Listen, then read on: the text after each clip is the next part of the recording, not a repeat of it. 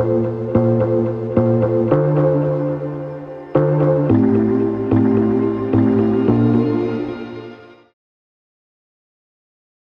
Juliano. Tudo bom? Vamos Beleza. nessa? Vamos nessa. Vamos lá, então. Então, boa noite mais uma vez para vocês. Agora sim, ao vivo e a cores. Estava enrolando vocês um pouquinho enquanto eu mandava as mensagens no WhatsApp aqui para chamar o pessoal. Tá? E, bom, segundo do ano, mas o 17º da nossa jornada aí desse fórum. Até que está rendendo, né? Para quem está aí, a gente sempre mantém aí essa turma, já tem uma meia dúzia de seis aí que sempre estão com a gente, então muito bacana, obrigado aí, como sempre, pela participação. Hoje nós temos um convidado aí que, na verdade, se voluntariou, né, quando a gente montou a gente montou a nossa programação, ele já foi ali de pronto, falou, ó, eu topo, né, conheço o assunto, brinco um pouquinho aí com essa norma, então vou deixar aí o microfone para ele. Se apresenta aí, tá, Carlos? Fala aí mais ou menos um pouquinho aí da tua trajetória, e aí já pode compartilhar a tela e começar a brincadeira. Eu vou falar para o pessoal, a gente não tem uma agenda formal, assim, né? A gente tem essas 2 horas aqui para conversar, e hoje o tema é NR10, né? Então, o Carlos tem uma apresentação aqui que vai durar 1 hora, mas, gente, levantou dúvida, pô, para, interrompe, levanta a mão aí, vamos trocar ideia, né? Como sempre, isso aqui é um bate-papo para a gente trocar ideia sobre as coisas que são problemas no nosso dia a dia em campo, né? E eletricidade é uma delas. Foi bem oportuno esse tema aqui, tá? Então, Carlos, obrigado mais uma vez aí por você ter se colocado à disposição para a gente e pelo bate-papo que nós vamos ter aí. E fica à vontade, o microfone é seu, cara. Ô, Juliano, obrigado. Pô, eu acho muito interessante esse tipo de palestra, né? Porque a gente também que está tentando transmitir alguma coisa, que um pouco conhecimento que a gente tem, né? É legal que esse tipo de palestra a gente também aprende bastante, né? Eu acho muito bom isso. Ela se torna tipo uma palestra meio que presencial, né? Às vezes vocês vão ver, pessoal, eu estou olhando para cima, tá? É que eu estou aqui com 4 monitores, às vezes eu me perco um pouquinho e o Teams está no monitor de cima aqui, tá? Mas deixa eu compartilhar minha tela com vocês, apagando um pouquinho aqui do Teams, porque a maior parte dos passos que eu faço é pelo... Mas a gente vai se adaptando, pessoal.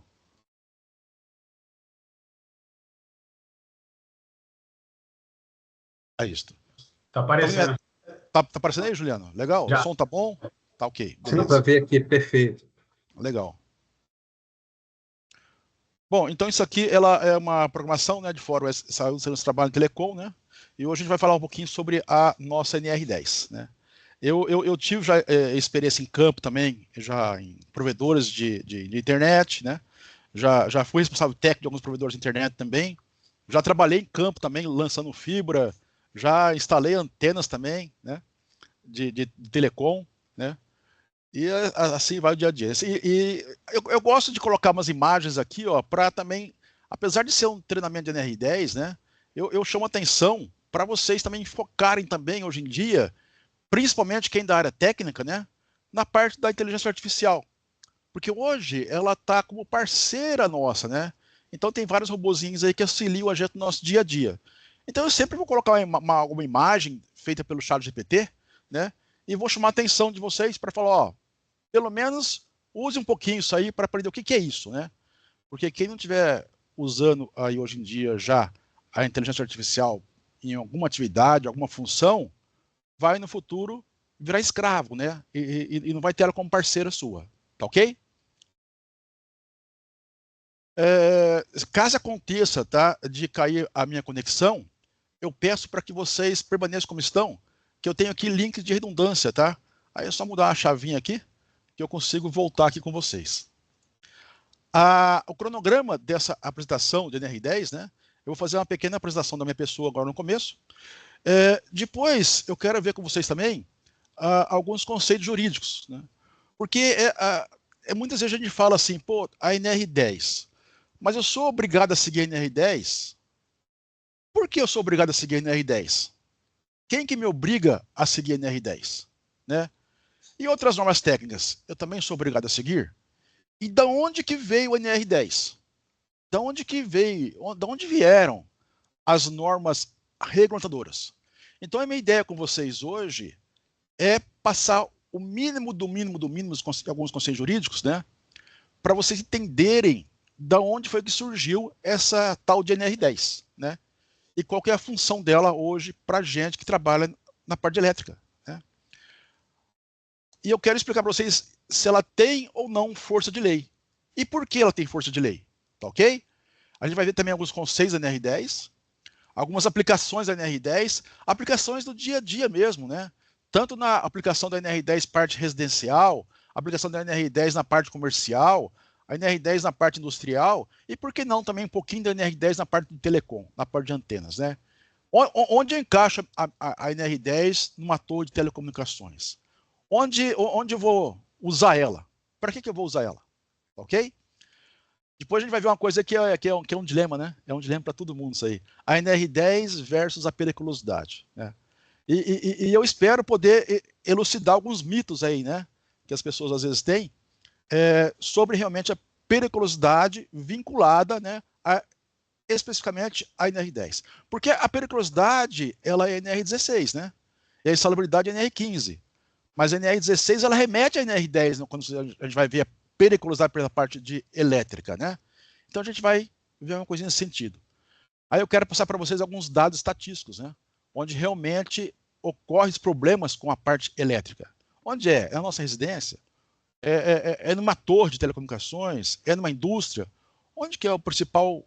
Onde está o principal foco, né, de acidentes com energia elétrica? E por que isso acontece? Tá ok? Bom, fazendo uma breve apresentação da minha pessoa, tá? O meu nome é Carlos Alberto Richelli. Eu me formei em engenheiro eletricista com ênfase em telecomunicações no Inatel. Faz um tempinho já, pessoal. Me formei lá foi em 1991, né?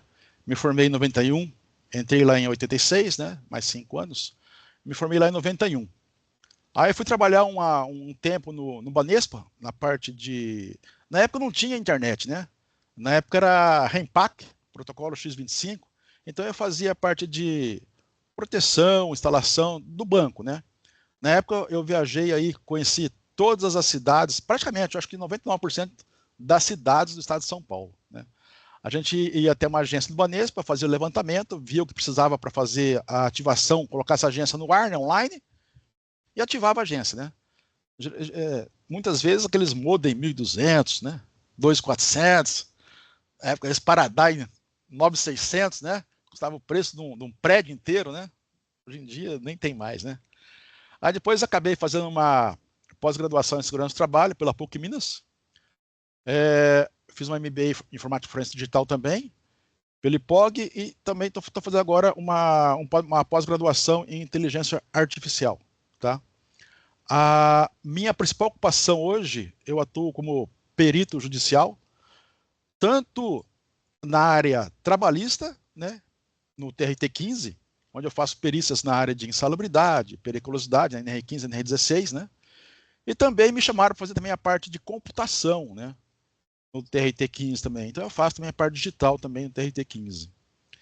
E no TJCP eu faço perícia na área de elétrica, telecomunicações e também computação forense, né? Aí análise de HD, na parte digital, né? Na parte de elétrica, a queima de equipamentos, né? Assim, nas áreas que eu atuo como engenheiro, né? Faço também algumas assistências técnicas para a empresa, né?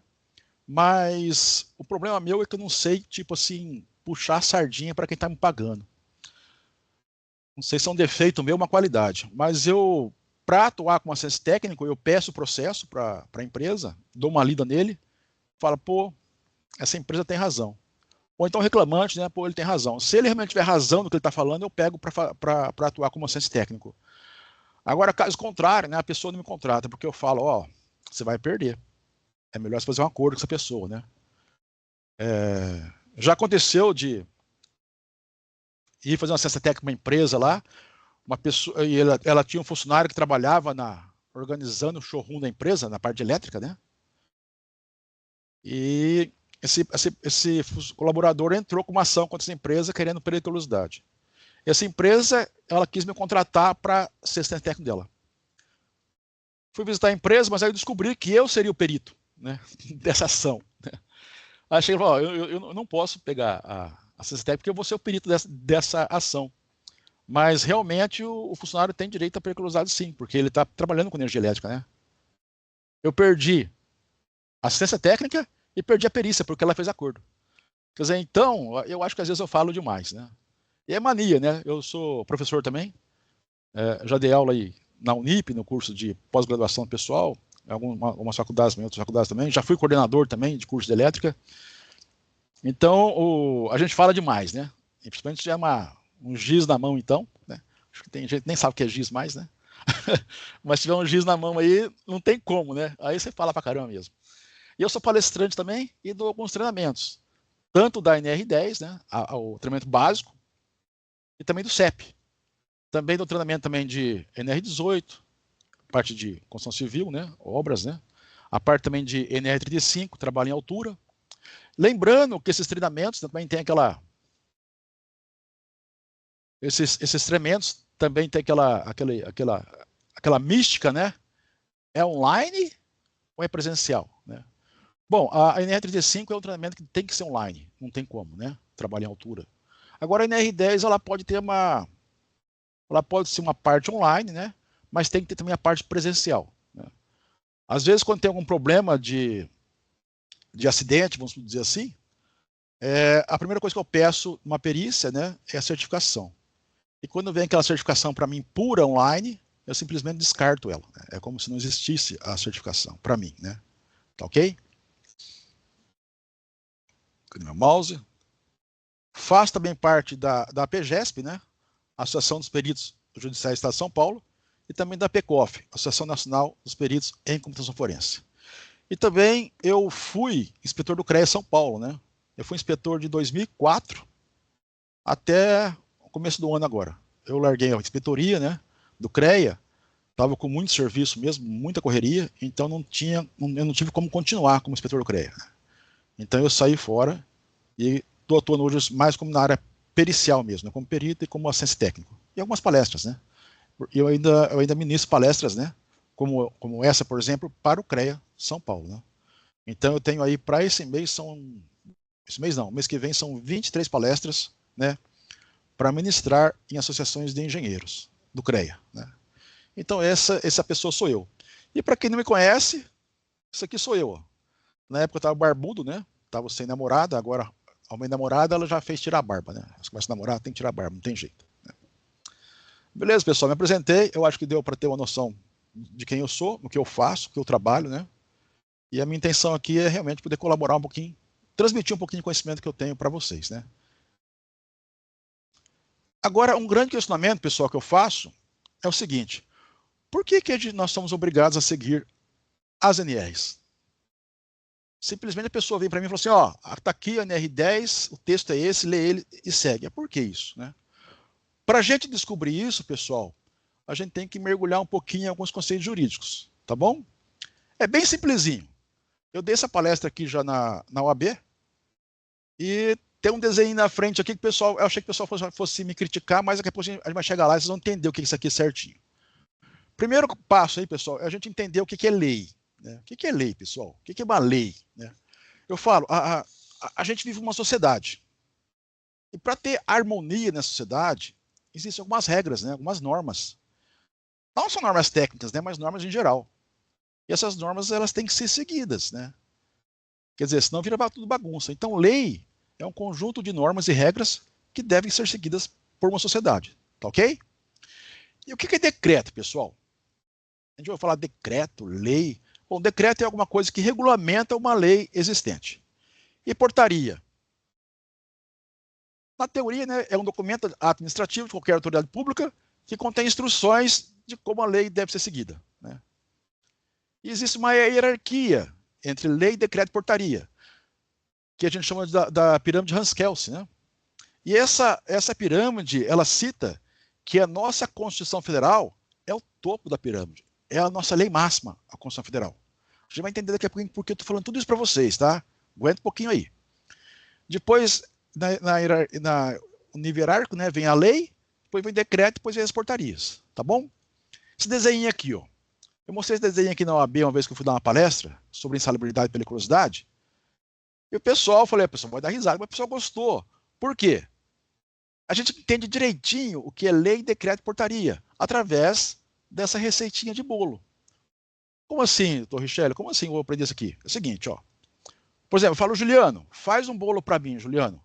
Quer dizer, eu estou mandando o Juliano fazer um bolo. É uma lei, é uma ordem, né? Faz o bolo para mim. Tá legal? E o que é decreto, pessoal? O decreto eu posso entender que são os ingredientes que vão no bolo. Por exemplo, ó, eu vou usar 800 gramas de chocolate, meio litro de leite, um pouquinho de açúcar, umas 200 gramas de açúcar.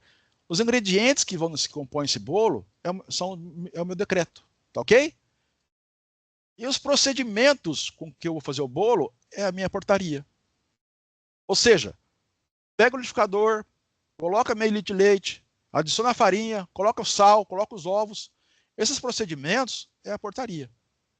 Porque uma lei por si só ela não é legal, né? A gente vai ver daqui a pouquinho que a Constituição ela fala sobre a insalubridade, periculosidade e a penosidade. A gente consegue seguir a insalubridade e periculosidade, mas a penosidade ela não foi definida. Então, apesar da penosidade estar na lei, a gente não sabe o que é e não tem como seguir. Tá ok?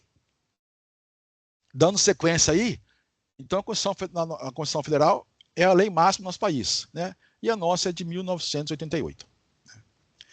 E na nossa Constituição Federal, que é a lei máxima do nosso país, no seu artigo 5, inciso 2, fala o seguinte, pessoal. Ninguém será obrigado a fazer ou deixar de fazer alguma coisa, senão em virtude de lei. O que quer dizer isso, pessoal? O que quer dizer esse inciso 2? Ninguém será obrigado a fazer ou deixar de fazer alguma coisa, senão em virtude de lei. Imagina o seguinte, acaba aqui a palestra, estou indo embora para minha casa, fecho o escritório, vou embora para casa, e eu saio na rua e encontro um extraterrestre, um ET, lá de Varginha, né? Eu pego, dou um tiro no ET e mato ele. Eu vou ser preso? Eu vou ser preso por matar um extraterrestre? Não, pessoal. Eu posso ser preso por estar portando uma arma sem porte de arma. Mas por atirar no extraterrestre e matar, não. Porque não tem lei para isso. É tipo era a internet antes de 2012, antes da lei Carolina Dickmann. Era uma terra sem lei. Então, se não tem uma lei para aquilo, eu não vou ser punido por fazer aquilo. Legal? Até aí tranquilo? Mas, pessoal, tem um decreto-lei 4.657, no seu artigo 3º fala o seguinte, ninguém se escusa de cumprir a lei alegando que não a conhece. Olha que interessante isso. A partir do instante que uma lei existe, eu sou obrigado a saber que ela existe e a cumpri-la. Ah, Torricelli, mas eu vou ter que saber todas as leis do Brasil? Não. Você vai ter que saber as leis que regem aquela sua atividade que você está atuando. Um exemplo, eu pego meu carro, estou indo embora para casa sem cinto de segurança, o guarda me para e me multa. Você vai falar para o guarda assim, eu não sabia que não podia usar cinto de segurança. O guarda vai rir de você, né? Porque se você tirou a habilitação para dirigir a carta numa autoescola idônea, com certeza te falaram que se você sair do carro na rua, você era obrigado a usar o cinto de segurança. Tá? Então você fez um treinamento, você fez um curso para aquilo. Então, se vocês vão trabalhar com parte elétrica, façam o treinamento no NR10.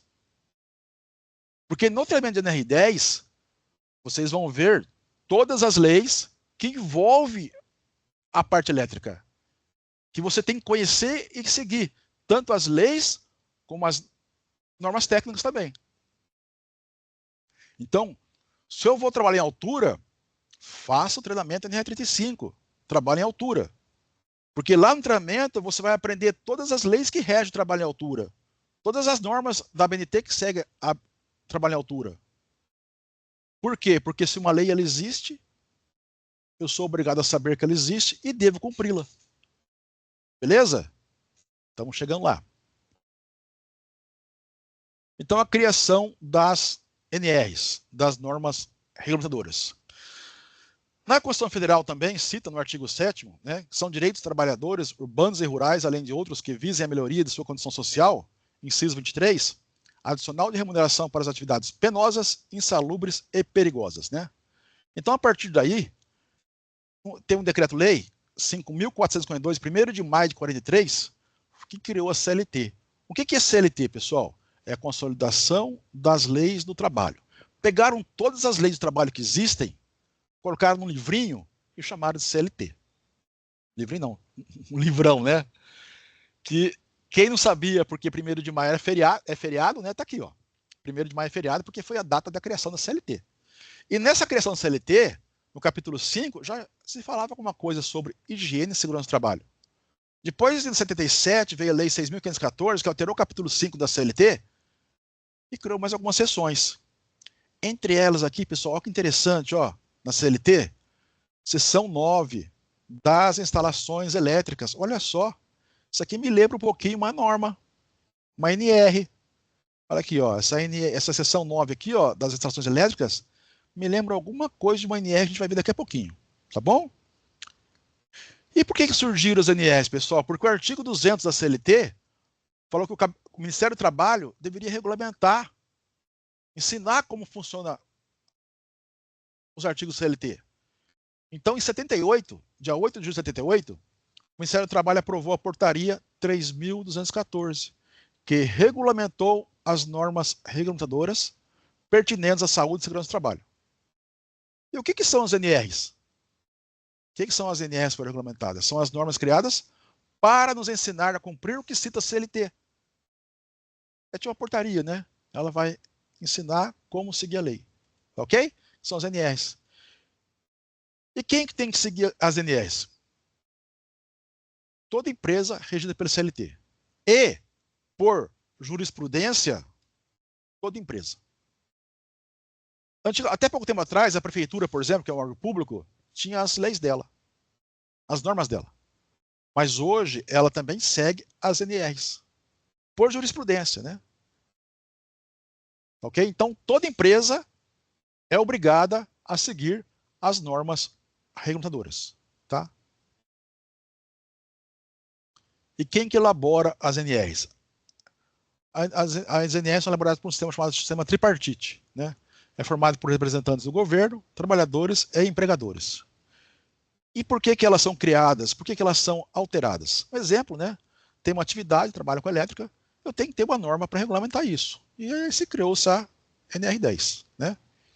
E por que altera-se essa norma com o tempo?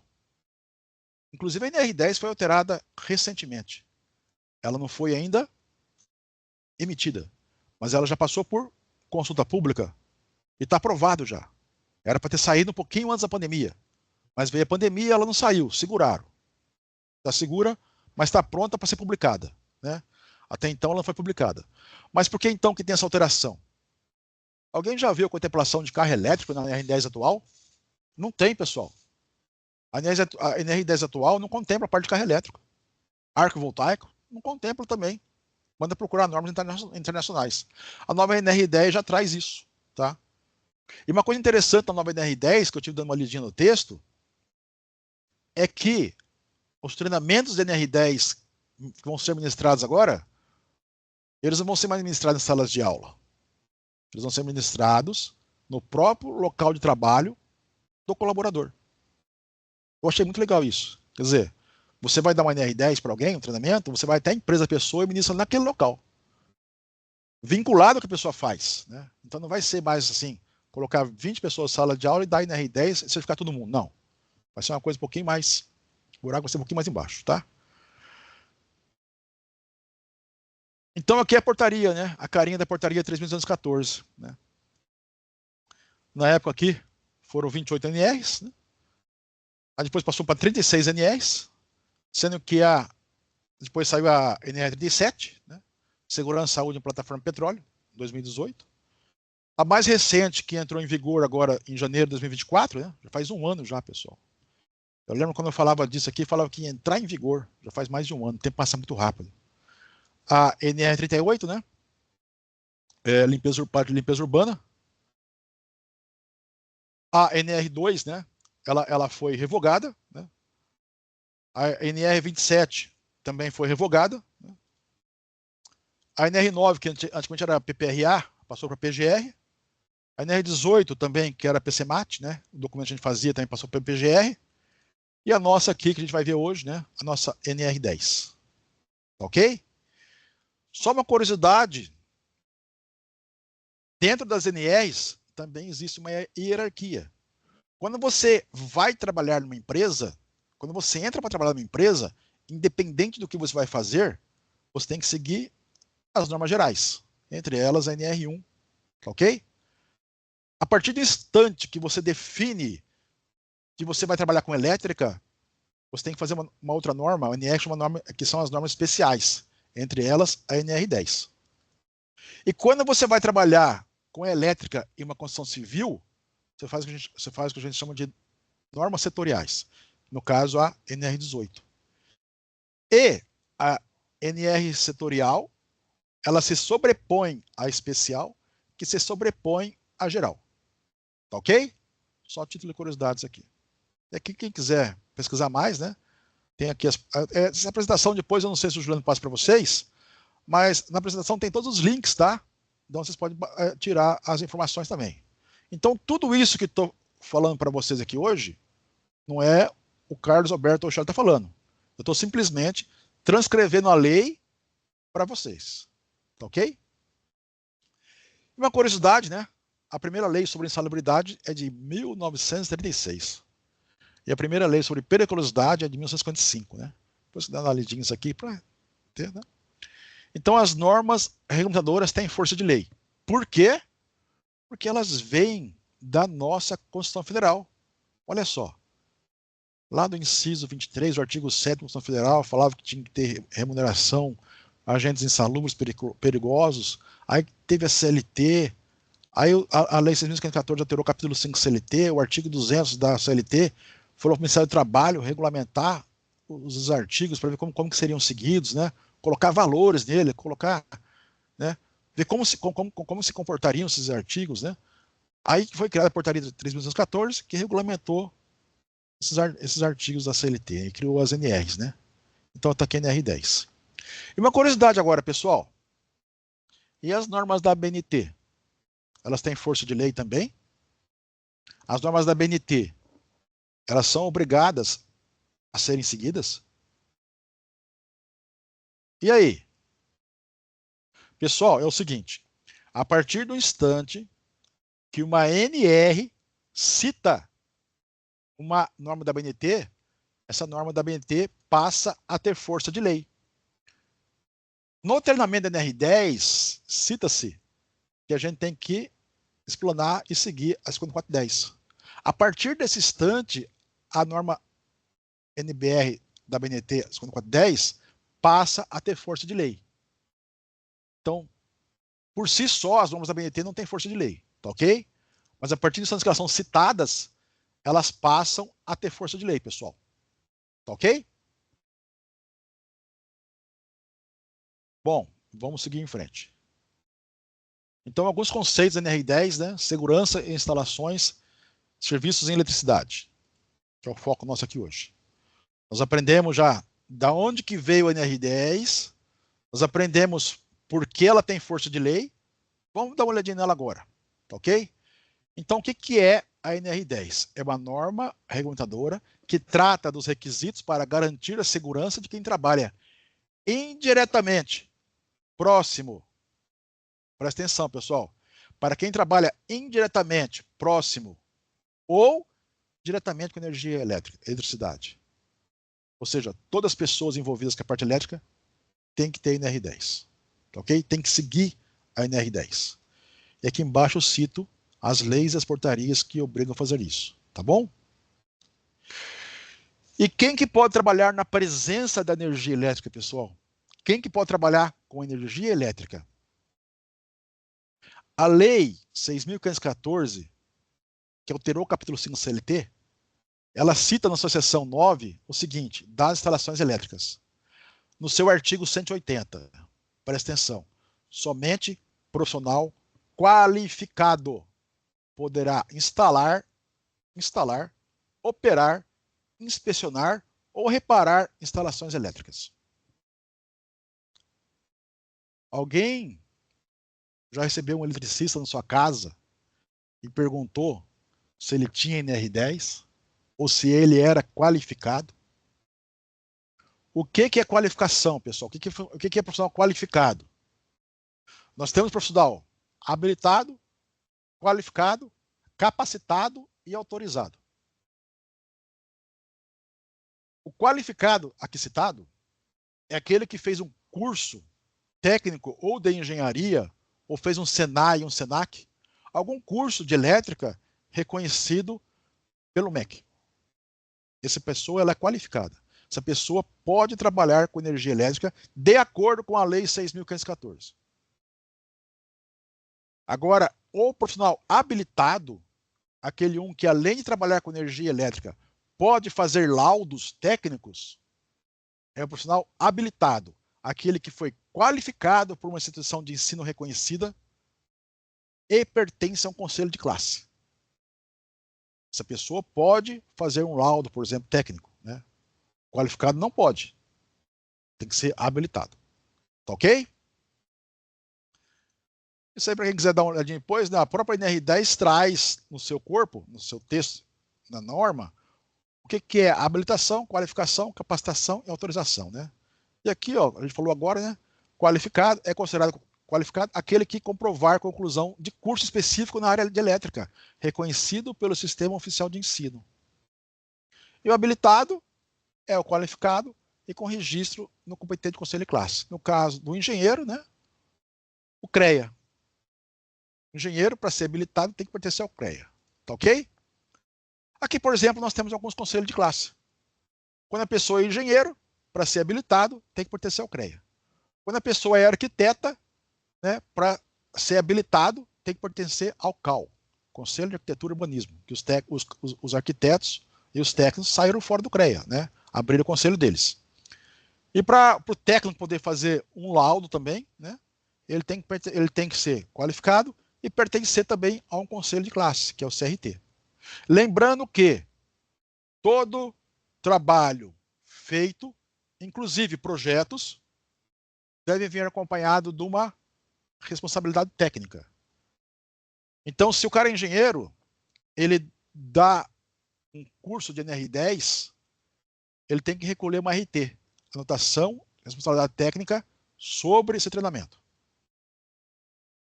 Se a pessoa é um arquiteto e fizer um trabalho de arquitetura, tem que recolher o que nós chamamos de RRT, Registro de Responsabilidade Técnica. E se a pessoa ela é um técnico, ela tem que recolher o que a gente chama de TRT, Termo de Responsabilidade Técnica. Tá ok? E onde que ocorre a aplicação da NR10?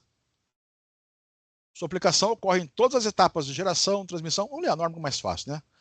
A normazinha aqui, ó, a NR10 é mais fácil a gente ler ela, né? Então, essa NR se aplica às fases de geração de energia, lá na usina, de transmissão, né, distribuição e consumo, incluindo as etapas de projeto. Ah, então quem faz projeto de elétrica tem que fazer NR10? Tem. Quem faz projeto de elétrica tem que ter NR10. Como que a pessoa vai fazer um projeto para alguém executar o projeto se não tem conhecimento técnico sobre aquele assunto? Então não é só quem põe a mão na massa que tem que ter NR10. A pessoa que faz o projeto também tem que ter NR10. Né? Na parte de construção, montagem, operação, manutenção das instalações elétricas e quaisquer trabalhos realizados nas suas proximidades, observando-se as normas técnicas oficiais estabelecidas pelos órgãos competentes e, na ausência ou omissão dessas, as normas internacionais cabíveis. Ou seja, aqui acabou de colocar todas as normas internacionais como leis. Se não tem uma norma para aquilo na NR10, segue uma norma internacional. Beleza? Então, em todas as intervenções e instalações elétricas devem ser adotadas medidas preventivas de controle de risco elétrico e de outros riscos adicionais, mediante tal. Lembrando que a NR10 ela é de 1978. Então, desde 1978, você, para trabalhar com elétrica, já tinha que ter NR10. Olha que interessante isso, pessoal. Não é recente, não.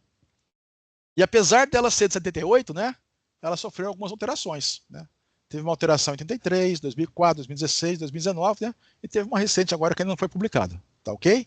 Então a gente segue essa aqui por enquanto ainda. É mais ou menos a NR tipo CPP, né? O nosso Código de Processo Penal é de 41. Aí a pessoa fala assim, mas estava desatualizada. Não, ela sofre, o Código Penal também sofre alterações ao longo dos anos. Então está super atualizado. Ele é de 41, mas vem sendo atualizado ano a ano, né? Vamos dizer assim. Até tem atualizações, tem até 3, 4 atualizações no mesmo ano, né? Igual a nossa NR10.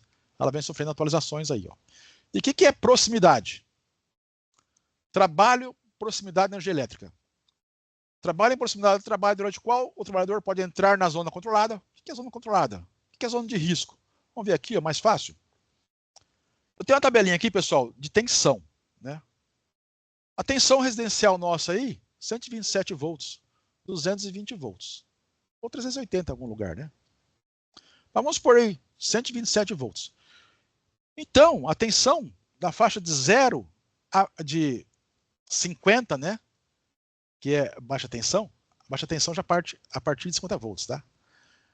De 50 volts até 1000 volts, a gente tem aqui, ó, uma zona de risco, né?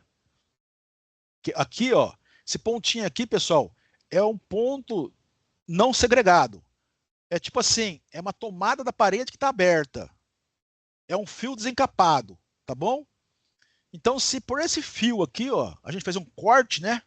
Tipo uma tomografia aí, uma tomografia que a gente faz no hospital, né? A gente fez um corte aqui, a gente tá enxergando esse fiozinho aqui, ó. Então, se nesse fio aqui trafegar 127 volts, a minha zona de risco aqui, ó, ela é de 20 centímetros. E a minha zona controlada, ela é de 70 centímetros. Tá ok? Ou seja, para uma distância, né, uma tensão de 50 até 1000 volts, eu considero trabalho com eletricidade até uma distância de 70 centímetros. Tá ok? Aqui é um exemplo, né, que eu dou, o cara pintando a fachada de um prédio. Aqui você tem a secundária e aqui você tem a primária do poste. E a primária circula quanto, mais ou menos, tensão? Né? 13 mil volts? Está aqui. Então, uma distância de 1,40 m. Se ele estiver dentro dessa distância, 1,38 m aqui, ó, e ele trabalhar constantemente, permanentemente, próximo à primária, ele está trabalhando na zona controlada, né? Então é como se ele trabalhasse com elétrica. A gente vai ver daqui a pouquinho referente o que quer dizer isso, referente à periculosidade. Tá ok? Então essa tabela aqui é muito importante para a gente, tá? Então a gente trabalha aqui, trabalha próximo à energia elétrica, também tem que ter a NR10, tá? No caso do pintor, quando é um caso eventual, assim, uma coisa, basta ele fazer uma integração, né? Passar para ele algumas orientações, tranquilo. Agora, se é uma pessoa que trabalha no dia a dia, constantemente, próximo à energia, aí é complicado, né? Aí realmente tem que fazer NR10, tá? Para estar trabalhando. E o que acontece se ele não fizer NR10, pessoal? O que acontece com aquela pessoa que trabalha com parte elétrica, ele não fizer NR10, ele tomar um choque e morrer. Ou aquele cara que trabalha em altura, né? Só lembrando uma coisa, desmistificando uma coisa, trabalho em altura não é periculoso e não é insalubre, tá, pessoal? Aquela pessoa que trabalha limpando o chão da nossa casa com uma cândida que comprou no supermercado, é um domo sanitário, se ela estiver sem luva, ela vai receber insalubridade. Por causa a cândida é um álcool cáustico, pH. Aquela pessoa que trabalha numa torre de transmissão a 100 metros de altura, não tem direito a nem periculosidade nem insalubridade. Nós, como peritos, temos que seguir o que está na lei. E o trabalho em altura não está na NR15 e não está na NR16. Então, trabalho em altura não é insalubre e também não é periculoso. Trabalho com eletricidade não está na NR15, mas está na NR16. Então, quem trabalha na presença da eletricidade tem direito à periculosidade. A partir de que tensão? Vamos ver daqui a pouquinho, tá bom? Então, aqui eu acho que dá para entender certinho o que trabalha em proximidade, né? Aqui eu cito para vocês, porque no caso aqui, o arco elétrico é um exemplo de algo que não está na nossa NR10. E ela fala que quando, na ausência ou omissão de alguma coisa que não está na NR10 referente à elétrica, a gente tem que seguir as normas internacionais, né? Então a gente segue aí 3E 1584 e NFPA 70I, né? Por causa de vestuário, né? Mas a nova NR10 já vai contemplar o arco elétrico já. E o treinamento, né? O curso básico, 40 horas, né? Para quem vai trabalhar até 1000 volts. Quem trabalha de 50 volts alternados ou 125 volts contínuo até 1000 volts alternados ou 1500 volts contínuo, tem que fazer o NR10 básico, 40 horas. Quem trabalha no CEP, né, quem trabalha acima de 1000 volts, tem que fazer o NR10 básico e mais o CEP. Né? Tá ok? E quem tem que seguir a NR10, pessoal? Quem tem que seguir a NR10? A gente vê isso lá na NR1, né? A gente viu lá atrás, né? Quem tem que seguir as NRs. Toda empresa, todo mundo trabalha com parte elétrica, tem que seguir a NR10. Não importa se é pessoal da prefeitura, se é pessoal do governo, quem for, né? Tem que seguir a NR10. Tá bom? Então, seguindo a NR10, né? Devo seguir outras normas? Sim. A NR10 é como a NR35. É o mínimo que você tem que fazer para trabalhar naquela área, né? O próprio item 1.2.2 fala, ó, da NR1. A observância das NRs não desobriga as organizações do cumprimento de outras disposições. Ou seja, se eu falo que a pessoa ela tem que estar a uma distância de 70 centímetros para estar na zona livre, né, para uma tensão até 1000 volts, se na empresa constar que tem que ser 50 centímetros, né, o que vale é da empresa, que é uma coisa mais segura para o colaborador. Agora, se a empresa fala assim, ah, não, aqui é 1 metro, 100 centímetros. Não. Aí o que vale é o que está na NR, 70 centímetros. Tá bom? Então só passa a valer alguma norma que seja melhor para o trabalhador. Tá? E quem que é o responsável pela fiscalização de tudo isso? É o CREA? É o CAL? Conselhos Técnicos? Não. É o Ministério do Trabalho, né? É a CIT, a gente chama de CIT, né? Que é a Subsecretaria de Inspeção do Trabalho. E esse site aqui, você vai encontrar a CIT de todas as cidades do Brasil inteiro. Mas eu cito aqui a CIT de São Paulo, né? A área que está em São Paulo, então estou citando a CIT de São Paulo. E para quem quiser fazer alguma denúncia, tem aqui, ó. É só entrar no site que fazer a denúncia. Quando você faz uma denúncia para o CREA, né? Alguma obra que está sem engenheiro, por exemplo, a denúncia é anônima. Aqui você tem que entrar com a sua conta do Gov. Então, já não é tão anônima, né? Beleza? Agora, o que eu acho interessante na NR10 é a interação dela com outras normas. Ela é a norma, do meu ponto de vista, que mais interage com outras normas. Ela está presente em tudo, pessoal. Ela está presente na NR1, NR3, NR4, NR5, NR6. Todas as normas falam um pouquinho da NR10. Queira ou não queira, a parte elétrica está presente em tudo. O que seria hoje a gente sem eletricidade? Nada. Nem essa palestra não estaria sendo feita. Então, a eletricidade, do meu ponto de vista, é a norma que mais interage com outras normas técnicas, com os outros NRs, né? E normas técnicas também, né? Tem uma ideia, olha quantas NBR se interagem com a nossa NR10, além das GEDs da CPFL, porque a CPFL ela tem as normas técnicas dela. E também são obrigadas a serem seguidas por lei. O Corpo de Bombeiros também tem instruções técnicas deles, são 45 instruções técnicas. Lembrando que o Corpo de Bombeiro é por estado, né? O decreto ele é por estadual, né? Então as ITs bombeiros são a nível estadual. Mas também são obrigatórios de ser seguidos. Quer dizer, então olha só, em todas elas está presente a nossa NR10, tá? E no caso de EPI, pessoal, a NR6, né? Quem retrata a nossas EPIs são a NR6. No caso da NR10, parte elétrica, quais são os EPIs que devo usar, né? Aqui eu associei um pouquinho a NR10, né, com a NR35, que é mais o foco nosso aqui hoje. Então eu coloquei o capacete, o óculos, né, o cinto de paraquedista, né, o talabarte. Lembrando, né, que o cinto de paraquedista ele tem o CA.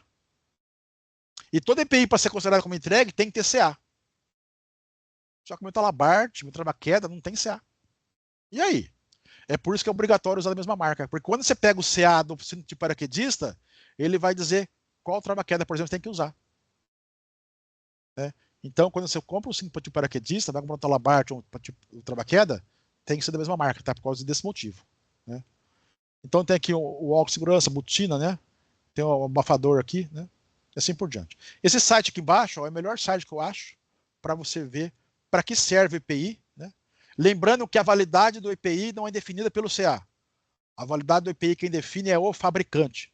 O fabricante fala que esse abafador aqui vale por 3 anos, vale por 3 anos. O fabricante fala que isso aqui vale por 1 ano, vale por 1 ano. Não é no CA que está a validade do EPI.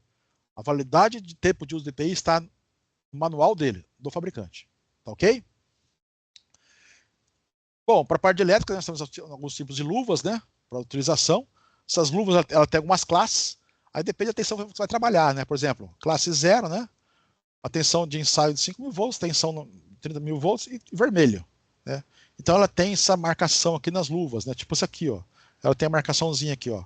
Vermelha, classe 0, né? Então para tensão específica já pela classe dela, tá ok? Aqui é um exemplo de como é que são feitos os testes das luvas, né? Com o tempo dos EPIs. Eu citei aqui a luva, porque a luva é o principal EPI do quem trabalha com elétrica, né? Aqui você tem um gerador de tensão, aqui tem um amperímetro, né? Se vazar alguma tensão para essa solução aqui condutiva, né? Aí você vai ver que está com vazamento da luva, né? Algum furinho nela. Alguns tipos de vestuário, né? Para quem trabalha na NR10, né? Isso aqui é mais comum, né? Macacão, uniforme NR10, né? Eu uso também, às vezes, também, inclusive, também. Isso aqui é só um exemplo, né? Da...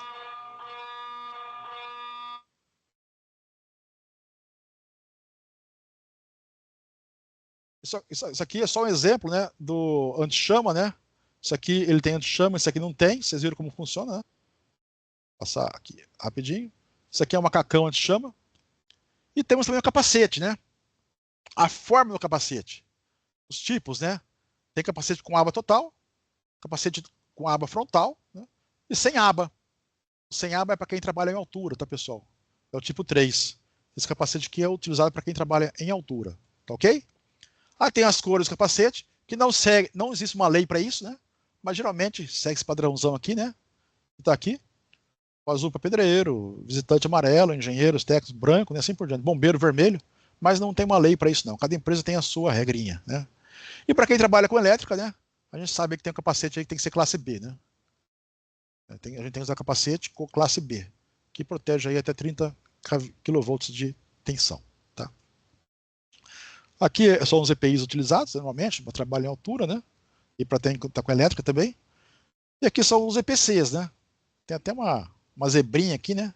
Na fita zebrada, para poder distrair um pouquinho. O pessoal fica muito cheio de informação, começa a querer dormir. Acorda aí, pessoal. Não dormir, não. Deixa eu ver aqui, ó. Quando a gente dá aula, pessoal, é interessante. Quando você dá aula, você fala assim, ó, aquele aluno que fica com a câmera aberta ganha 5 pontos na prova. Né? Mas, de repente, aqui não tem como fazer isso, né? Aí todo mundo fecha a câmera, né? Então tá bom. Alguém tem alguma pergunta, pessoal? Tranquilo? Aqui o Carlos Alexandre levantou a mão. Alguma pergunta, Carlos Alexandre? Tá tranquilo? Tem uma mãozinha levantada aqui, ó. Não?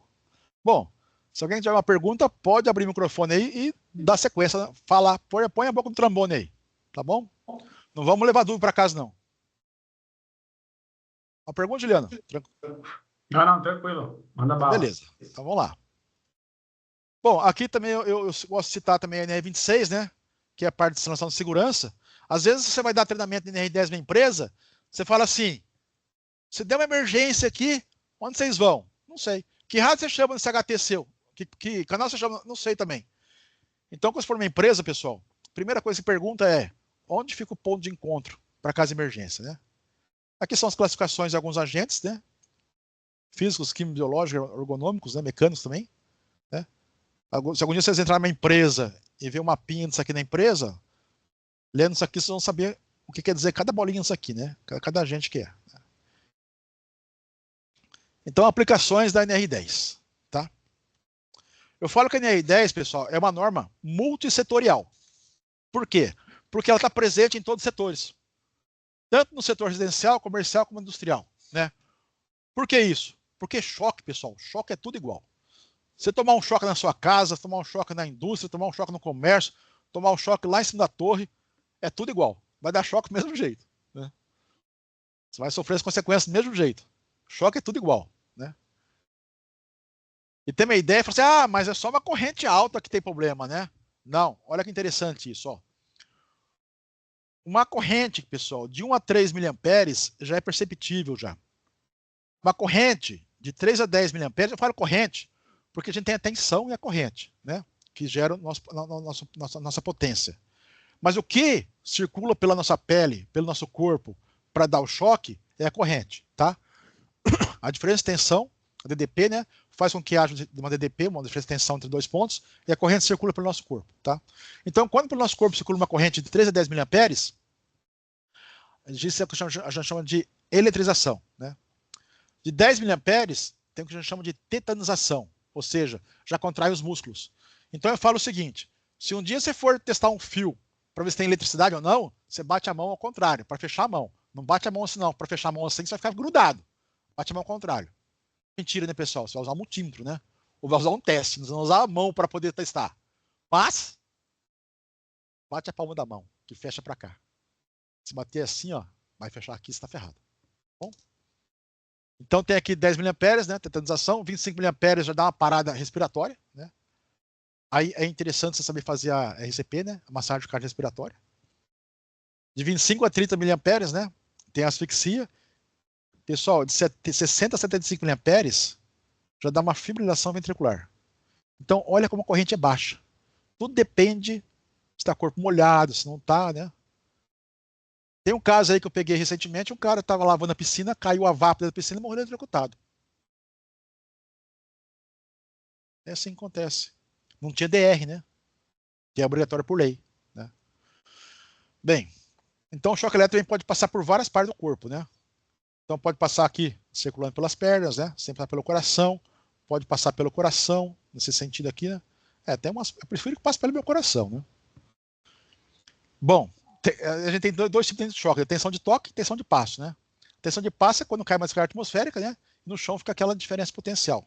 E pode circular pela sua perna, né? Essa corrente. Só para ter uma ideia aqui para o pessoal, como uma corrente baixinha circula elétrica na gente, quem nunca fez isso? Quem nunca pegou uma bateriazinha de 9 volts, pôs a língua e dá choque?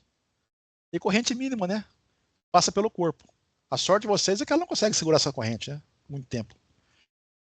E a tensão de passo, né? Como o boizinho aqui tem o coração aqui, ó, e a corrente circula por aqui, é por isso que muitos bois morrem no pasto quando cai um raio, né? A corrente passa direto pelo coração. Né? Tá ok? Falando um pouquinho da NR10 sobre o setor residencial, né? Isso aqui é a nossa casa, né? Então, o item 10.1.2 fala aqui o seguinte, a CNR se aplica às fases de geração, transmissão, distribuição e consumo, né? Nossa casa está situada no setor de consumo. Para a parte elétrica residencial, a gente tem que seguir a NR10. Nós temos que seguir também a GED 13 da CPFL, né? A parte também cuida dessa parte de elétrica residencial. A NBS 4410, lembrando que é obrigatório estar na residência. O DR, para quem tem chuveiro, né? Tem que ter o DR, ou para quem tem a tomada externa, ou algum equipamento ligado a uma tomada interna, mas que funciona externa da casa. Por exemplo, eu vou pegar um cortador de grama, eu vou ligar uma tomada que está na minha sala de casa. Aquela tomada tem que ter DR. E toda tomada da área externa tem que ter DR. E o chuveiro também tem que ter DR. Ok? Ô, Carlos, tem uma Romildo? pergunta. Acho que é Oi, Romildo. Levantou a mão, Romildo? Pode falar.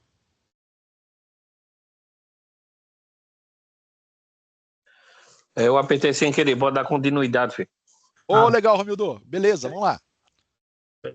Então aqui é um exemplo, né, da nossa residência aqui e quais as principais normas técnicas temos que seguir. Aqui é um exemplo, né, relacionado também na R10, MBS 4410, da instalação de um chuveiro elétrico. Né? Aqui nós temos um chuveiro aqui sem DR e um chuveiro com DR. Né? Então o chuveiro sem DR não é legal. Nós temos que ter o DR em todo chuveiro que for instalado. Elétrico, né? vai querer pôr DR em chuveiro a gás também, né? Ou chuveiro por energia solar, né? Assim, aquecimento pelo sol da água, né? Não fotovoltaico, mas pelo sol da água, aquecimento pelo sol, né? Tem o boiler lá em cima. O boiler tem que ter DR para ele, tá? Porque o boiler dentro dele tem uma resistência. Então tem que ter DR também, tá? Então DR atua se a corrente de entrada for diferente da corrente de saída, ou seja, entrou uma corrente no nosso relógio de entrada, a corrente que sai tem que ser igual. Se tiver alguma diferença, ele vai desarmar o nosso disjuntor. Isso aqui é um esqueminha, né, da ligação do DR. Lembrando que o disjuntor, pessoal, ele protege a fiação. O DR protege o ser humano, a gente, né, a pessoa. E o DPS protege o equipamento. Então nós temos esses três equipamentos na nossa casa. O disjuntor, para proteger a fiação. O DPS, para proteger os equipamentos. E o DR, para proteger a pessoa que mora naquela casa. São obrigatórios por lei, né? No caso, uma perícia técnica, se não tiver isso aí, você perdeu a causa já, tá bom? Infelizmente. Aqui só uma dica para vocês da 5410, né? Porque a NR10 cita 5410, que passa a ter força de lei, como a gente viu lá atrás. Os locais que tem que ter a parte do DR, né? Geralmente o DR de 30 mA de atuação dele, uma fuga de 30 mA já atua já, né? Então aqui estão todos os circuitos residenciais, não tem que ter o DR, né? O aquecedor de água solar, tem uma resistência dentro dele que aquece a água inteira do boiler, também tem que ter o DR também, tá ok? A piscina residencial, tem até um caso, tá aqui, ó. Uma pessoa aqui, uma reportagem, em que a pessoa ligava a ducha da piscina e sofria choque na água. Está sem DR. Então, todo local externo que esteja presente a eletricidade tem que ter DR, tá? Desde que tenha a presença de uma pessoa, né, naquele local, né? A energia fotovoltaica também é interessante, a gente está vendo ela, porque a NR10 está totalmente voltada a ela, né? Assim como também a GED 15303 da CPFL, né? Referente à conexão micro e geração de energia elétrica. Ela também envolve também a fotovoltaica, o trabalho em altura, né? É legal, pessoal, que às vezes eu vou fazer perícia em algum lugar que tem energia fotovoltaica instalada e a placa pegou fogo. Está acontecendo muito placa pegar fogo em fotovoltaica, né? Instalação mal feita, cabo sem proteção UV, essas coisas, né? Aí, geralmente essas instalações estão em um lugar alto, em cima de um prédio, está em cima de uma casa, né? O cara fala assim, pô, esse perito é gordinho. Ele não vai subir para verificar, né? Mas eu falo, a hora que ele vê eu tirar o drone do carro, ele tá falando, me ferrei. Hoje em dia a gente usa a tecnologia, né, pessoal? Não tem mais ficar subindo em telhado, ver as coisas como tá, né? Ver se o cara seguiu a NR10 certinho ou não. A gente usa o drone para isso, né? Então isso aqui é um exemplo de NR10 aplicada às residências. E tem também os prédios, né? Que também não deixa de ser uma residência. Aqui envolve também na parte de alta tensão, não só a NR10 básica, né? Como também o CEP também, tá? Aqui já a gente tem uma primária aqui já. Condomínio, mesma coisa, né? Também tem piscinas também. Elevadores, né? Isso aqui é uma perícia que eu fiz num prédio. Acho que isso aqui foi lá em Bauru. Essa perícia aqui foi feita num prédio que a pessoa que trabalhava com elevador, ela entrou à justiça para receber a periculosidade por trabalhar em energia elétrica. O pessoal, os donos da empresa do elevador, falou que não tinha periculosidade, né? Eu falei, então tá bom, então regula para o meu elevador com ele desligado. Porque falou que para regular o elevador tinha como desligava, né? Não precisava ter contato com a energia elétrica para regular o elevador. Eu falei, então regula para mim com ele desligado, vamos ver como é que faz isso aí. Não deram conta, né? Então realmente quem trabalha a parte de elevador, né, tem aí direito à periculosidade também. Aqui só tá uma ideia, ó, aqui foi medida, né, a tensão nessa placa aqui, porque algumas máquinas, né, as mais antigas são lá no, como é que chama lá em cima, lá no último andar lá, né? E atualmente está na própria lateral aqui, tem um elevador mais moderno, então as máquinas estão aqui, né? E só para ter uma ideia, tinha algum varistor com fuga na fonte aqui, ó, e tinha 220 volts presente aqui na carcaça. Chegasse uma criança aqui, 4, 5 anos descalça, relaxa a mão aqui e morreu eletrocutada, né? Então você vê a situação que está, né? Bom, a gente falou um pouquinho da NR10 voltada para o setor residencial, a NR10 voltada para o setor comercial também é aplicada, né? Aí envolve algumas coisinhas a mais, como também chillers, né? Como escada rolante shoppings, né? Como máquinas, né? Sistemas sprinklers, né? Que forçam aqui equipamentos, né? Elétricos aqui, geradores também, diesel também. para poder suprir a água em caso de incêndio, né? Para apagar um incêndio, uma coisa nesse sentido, né? Isso aqui é uma foto também que eu tirei. Isso aqui foi de uma garagem de uma prefeitura. Olha só. Olha a situação que estava esse quadro de energia aqui, ó. Que absurdo, pessoal. A gente encontra por aí, né? Que absurdo. Na parte do setor industrial, também aplica-se a NR10, né? E também, mais também o CEP. Quando você vai mexer com quadros, né? Você abrir um quadro de energia elétrica tem a proteção, mas aí você tem pessoas que, os eletricistas, ele tem que abrir aquela proteção do quadro, né? Para ter acesso aos pontos energizados, né? Mas geralmente o acidente acontece pouco menos nas indústrias porque a pessoa tem um treinamento melhor, né? Referido à energia. Isso aqui é uma outra perícia também que eu fiz, olha a situação dessa bomba aqui, tudo solto. Esse tanque de diesel aqui sem proteção de SPDA, né? Então são algumas situações que você encontra em campo aí. Olha essa. Algumas fotos que eu trouxe para vocês para mostrar que as NRs não são seguidas, né?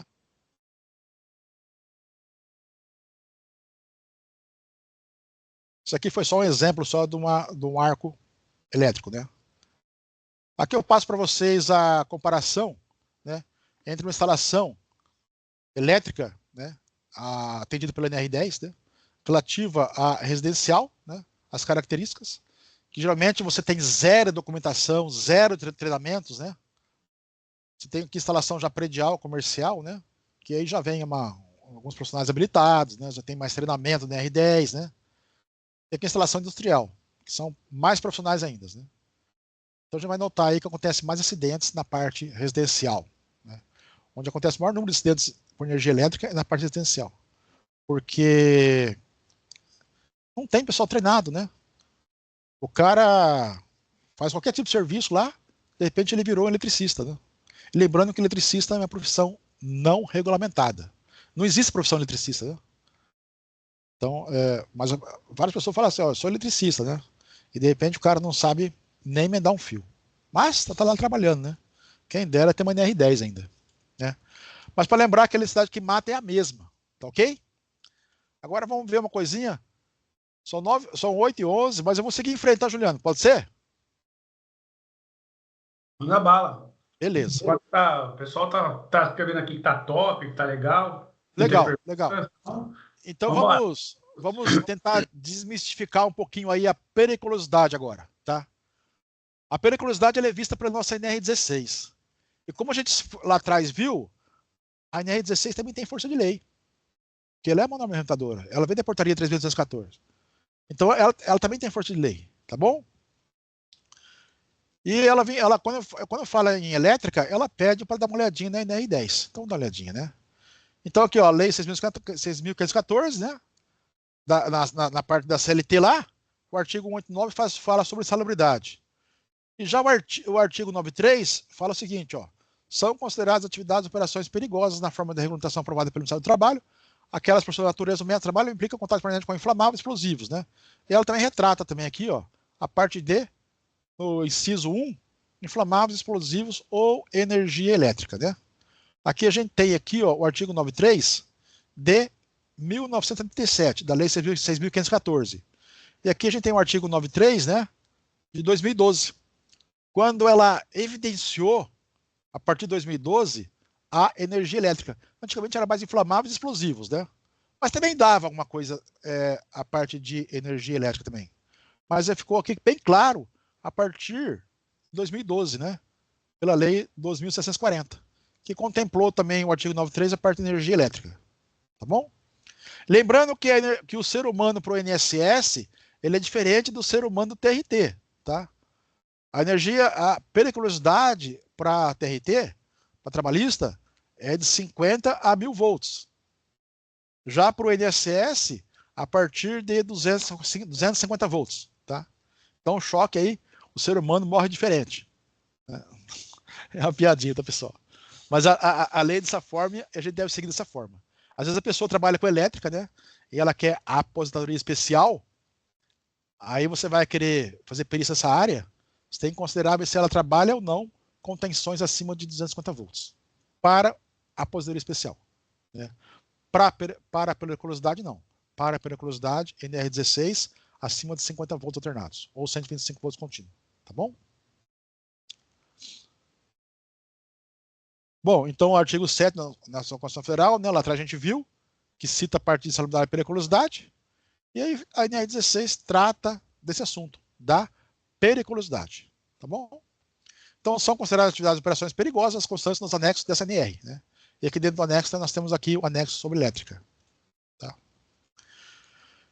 Então o anexo 4, né, que retrata sobre a parte de energia elétrica, fala o seguinte, ó, tem direito ao sinal de periculosidade dos trabalhadores que realizam atividades ou operações em instalações e equipamentos elétricos energizados em alta tensão. O que é alta tensão?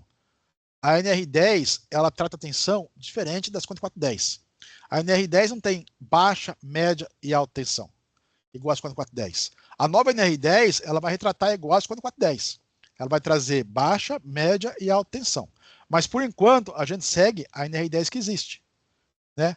Que é baixa tensão, extra baixa tensão, abaixo de 50 volts, baixa tensão de 50 mil volts alternado, contínuo muda os valores, né, de 125 a 1500, e alta tensão acima de 1000 volts alternado, acima de 1500 volts contínuo, tá bom? Então o item B, ó, também tem direito de periculosidade, que realizam atividades, operações com trabalho em proximidade, conforme estabelece a NR10, ó, citou a NR10. Por isso a gente tem que buscar as coisas na NR10. Que realiza atividades, operações em instalações e equipamentos elétricos energizados em baixa tensão. O que é baixa tensão? De 50 volts alternados a 1000 volts alternados. Ou 125 volts contínuo, ou 120 volts contínuo, até 1500 volts contínuo, tá bom? No sistema elétrico de consumo, SEC, né, que é a nossa parte residencial, tá ok? Aqui, ó, baixa tensão, tensão superior a 50 volts de corrente alternada, ou 125, não sei porque eu estou falando 125, ou 120 volts em corrente contínua, é igual ou inferior a 1000 volts em corrente alternada, ou 1500 volts em corrente contínua. Tá ok? Aqui retrata o que é alta tensão, né? Baixa tensão de novo, e extra baixa tensão. Extra baixa tensão, não superior a 50 volts alternados, 120 volts em corrente contínua. Isso aqui é o que está na CEP, né? Que é o sistema elétrico de potência. Todo mundo trabalha aqui, já tem direito de periculosidade. E o SEC, né? Sistema elétrico de consumo. Residência, comércio, assim por diante. Tá bom? E quando não é devido do adicional, né? Vai ter algumas situações, quando não está energizado, né? Quando aquele setor foi desenergizado corretamente, né? Seguiu as etapas de desenergização corretamente. Aqui está a etapa de desenergização, tem que ser feito seccionamento, impedimento de energização, concessão de ausência de tensão, assim por diante. Tá? Aqui temos algumas súmulas, né, citadas, mas não vou ver isso não. Opa! Então, vendo agora um pouquinho da NR10 referente ao setor de telecomunicações. Tá? Vamos ver em que sentido ela se aplica na área de telecomunicações, principalmente na parte de torres. Né? Na parte de torres, aqui a gente tem a infraestrutura principal, que é a torre, né, o abrigo técnico, bastidores e racks. Nós também temos os equipamentos de transmissão de rádio, né, que são as antenas setoriais, antena parabólica, antena de micro-ondas, RU, ODU, IDU, né, assim por diante. Equipamentos de rede de transmissão ótica, nós temos vários equipamentos ligados à energia elétrica numa torre de transmissão. Então a NR10, ela se aplica 100% dela na torre de transmissão. Né? Porque, ó, principalmente banco de baterias, né? Relativo à periculosidade, a bateria. A bateria é periculosa? Bateria automotiva, de um carro. Lá na frente é um desenho dela depois. A gente vai medir a tensão dela, dá 12 volts. É periculoso? Não é. Mas e quando a gente tem um banco de baterias que passa de 120 volts contínuo? E a gente tem que trabalhar em cima desse banco de baterias. Aí talvez, depende do seu trabalho, pode ser periculoso, né? Aí tem que analisar. Então você tem geradores também, ó, painéis solares. Pô, uma placa solar produz só 45 volts contínuo. Mas quando a gente tem 10 placas ligadas em série, 10 placas solares ligadas em série, nós temos aí mais 400 volts. Quer dizer, se torna uma situação periculosa se a gente tiver contato com lá direto, né? Equipamentos de climatização, ar-condicionado. Vai dar manutenção no ar-condicionado. Vai estar ligado, vai estar desligado? Não sei. Ventiladores, exaustão, depende, tem que analisar. A parte de câmara de segurança numa torre. Isso aqui, pessoal, ó, Eu nem ia falar que não, viu, Juliano? Você pode querer mandar eu embora agora, mas isso aqui é uma torre da Ericsson. É um site da Ericsson, né? E é uma perícia que eu fiz. Não vou falar o resultado, tá? Que eu não quero apanhar aqui, não. Isso aqui é uma perícia que eu fiz, ó. Segue o baile, segue o baile. Deixa quieto, né? Isso aqui é uma foto que eu tirei, né? E eu fiz lá de fora ainda, porque o cara não apareceu aqui para abrir para mim. Mas tudo bem. A infraestrutura de enterramento, né? A torre a gente tem a parte de SPDA, 5419. Os DPS, né? A gente tem que ter DPS na torre. Afinal de contas, tem um técnico lá de vez em quando que vai ligar alguma coisa numa tomada. Essa tomada tem que ter DPS se ela atender uma parte externa, né? Agora, se não tiver onde não tem o técnico, não tem a pessoa lá certinho, não tem que ter DPS, não, né? Tem malha, aterramento e assim por diante, tá bom? E a gente tem que lembrar também da descarga atmosférica, né? Olha só. Então, a NR10, pessoal, ela tá. A parte das torres telecom, elas estão totalmente envolvidas com parte elétrica. E a NR10, para quem trabalha na torre de telecomunicações, está totalmente presente a eletricidade, depende da situação, do que ela faz lá, né? Então, deve-se também ter a NR10, né? E principalmente também a NR35, né? Trabalha em altura. Um exemplo, pessoal, teve um provedor de internet no interior de São Paulo, teve um funcionário dele, apesar da NR35 não ser periculoso, não ser nem insalubre, trabalhar em altura, nós somos obrigados a ter a certificação se formos trabalhar acima de 2 metros de altura do nível de referência, né? Teve um provedor que teve um funcionário um colaborador que caiu e morreu, teve perícia. Primeira coisa que a gente pede na perícia, certificação, NR35, você tem aí? Não tenho. Sabe o que acontece? O INSS fala assim, ó, se vira, provedor, tô fora. A partir do instante que não tem a certificação, NR35, para quem trabalha em altura, o INSS se isenta de pagar, indenizar a família dessa pessoa. Quem tem que arcar com isso é o dono da empresa. Esse cara teve que vender o provedor para indenizar a família. Tem um caso em Campinas de uma senhora, sai no jornal isso aí, contratou uma pessoa para pintar a casa dela. Essa pessoa caiu e morreu. E não tinha certificação NR35. Ela está respondendo solidariamente. Ela vai ter que ajudar a indenizar a família dessa pessoa. Porque o INSS não paga. Muitos casos passam batido, né? Não tem a perícia, mas se alguém pedir perícia, tiver perícia, pode complicar a situação.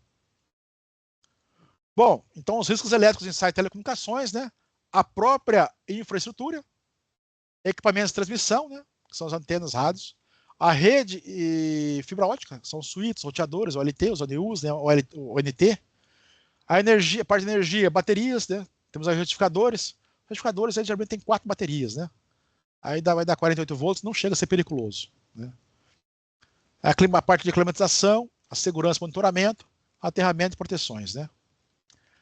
As medidas de proteção, sempre que vocês forem trabalhar com parte de energia elétrica em torre de transmissão, façam, se possível, né, a desenergização do sistema antes de colocar a mão, entre aspas, né? Então desenergize. Use os EPIs adequados. Lembrando que EPI pode cancelar a insalubridade. Se você trabalha em um lugar com muito ruído e você usa um protetor auricular, vai cancelar a insalubridade. Depende do CA, depende do nível de amortização desse ruído. Nível de pressão sonora. Mas, a parte de periculosidade, o EPI te protege, mas não cancela a periculosidade. Ah, eu trabalho mexendo com energia elétrica o dia inteiro. Eu uso luva, uso capacete, uso tudo. Não vai cancelar a periculosidade, porque o EPI não cancela a periculosidade, o EPI cancela a insalubridade. Tá ok? Então, deixa para intervir só quem conhecer do assunto, né? Quem for qualificado, como a gente viu lá atrás na lei, né? Fazer bloqueio, sinalização, manutenção, também inspeção. Conclusão, os riscos elétricos em sites de telecomunicações exigem rigorosa aplicação da NR10, garantindo segurança, prevenção de acidentes e conformidade com as normas técnicas vigentes. Tá ok, pessoal? Bom, vamos nos assustar um pouquinho agora. Vamos ver alguns dados estatísticos, né? Eu pego esses dados estatísticos da Abracopel, né? Isso aqui é de 2023, é a mais recente que eles têm. A gente vê aqui, ó, de início, que em 2023 nós tivemos aí 986 já acidentes, né? Com 664 vítimas fatais. Tá? Aqui é de 2019, 2020 assim por diante, né? E tivemos aí um aumento, né, de acidentes. Tivemos uma quedinha aqui uma queda, né, por causa da pandemia, né? Mas aqui ela vem aumentando a parte de acidente elétrico. Aqui são os mesmos dados, né? Total de 2.089 acidentes. Lembrando que acidente por descarga atmosférica, incêndio por sobrecarga e choque elétrico é considerado a mesma coisa, tá? É acidente com choque elétrico, com eletricidade. Então tivemos um total em 2023 de 2.089 acidentes. Com choque elétrico, 936, tá? Sendo fatal, 674. Ou seja, provavelmente se vai tomar um choque elétrico vai morrer. Você vê aqui que é mais de 50%, né? Quem tomou choque, mais de 50% morre, né? Tá ok? Sendo o estado de São Paulo, né? O lugar com maior índice de acidentes com choque elétricos, né? Tem um mapinha aqui, ó. 49%. 55%, né? A gente também tem aqui pela faixa etária, né? Geralmente quem sofre mais acidentes é aquelas pessoas que sabem tudo, né? De 31 a 40 anos, né? A idade aqui, que conhece tudo, domina todo o assunto, não precisa fazer treinamento, não precisa desligar o disjuntor, não. Eu trabalho com a energia ligada. Essas são as pessoas, né? Então aqui o maior índice de acidente é 31 a 40 anos, tá? Os maiores número de acidentes da área de geração, transmissão e distribuição. E depois, olha só, pessoal, as áreas residenciais. Então, dentro de casa, a gente toma muito choque elétrico, né? Quando eu fiz a pós-segurança do trabalho, eu fiz um TCC na parte de elétrica. E eu fiz uma NR10 voltada para residência. Porque ninguém, 99,9% das pessoas, quando contratam um eletricista para fazer alguma coisa na sua casa, instalar um ventilador, vai perguntar, você tem NR10? Não pergunta, pessoal. E ó, a consequência, é onde tem maior risco de choque elétrico. Depois, a nível de profissão, né? Pessoal da área de manutenção, olha só, pessoal, olha nós aqui, ó. Né? Primeiro lugar. E as causas do choque elétrico, ó, fio partido sem isolamento, né? Eletrodoméstico, tem até negócio aqui, ó, chapinha, secador de cabelo não teve nenhuma não, pessoal, fica tranquilo. Pode comprar secador de cabelo do Paraguai mesmo, que ninguém morreu fazendo chapinha não, fica tranquilo, tá? Então aqui é um histórico, né? Desde 2013 até 2023. E aqui uma curiosidade, é um trabalho da FUCAMP, tem o site deles aqui, ó. Primeiro lugar de acidente é queda de altura. A gente trabalha onde, pessoal? A gente trabalha onde? Torre, né?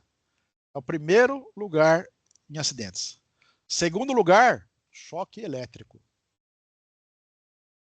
Terceiro, queda de objeto. Quarto, esforço excessivo. Você vai subir numa torre. Tem muito esforço?